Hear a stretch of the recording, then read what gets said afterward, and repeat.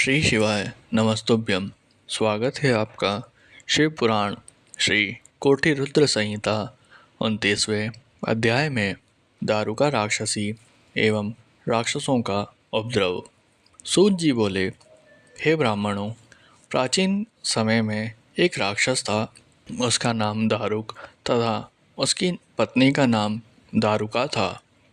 वे दोनों पश्चिम में स्थित सुंदर वन में रहा करते थे, जो कि समुद्र से बहुत नज़दीक था। वह वन 64 कोस लंबा और चौड़ा था।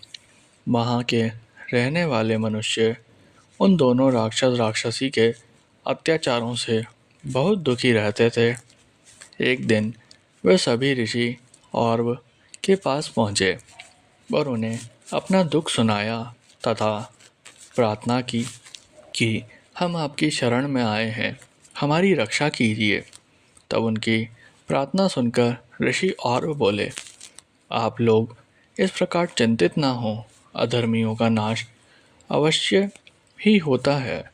उन्हें धैर्य देकर ऋषि ने वहाँ से भेज दिया। फिर स्वयं तपस्या करने लगे ताकि संसार का कल्याण हो।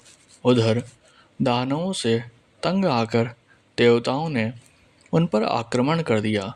देवताओं और दानवों के बीच बड़ा भयानक युद्ध होने लगा। हजारों राक्षसों को देवताओं ने अपने प्रहारों से मार गिराया। राक्षसों को इस प्रकार प्रताड़ित होता देखकर दारुका को अपना वर याद आ गया। उसने राक्षसों से कहा कि आप लोग इस प्रकार भयभीत ना हो, मैं आपका भय अवश्य ही दूर करूंगी। यह कहकर दारुका ने राक्षसों की उस नगरी को उठाकर समुद्र के मध्य में स्थित कर दिया। अब सारे राक्षसों को भय से मुक्ति मिल गई। एक दिन दारुका घूमती हुई पुनः धरती पर आ गई। तब उसने देखा कि एक डोंगी में बहुत से मनुष्य बैठकर समुद्र की ओर से पृथ्वी पर आ रहे हैं।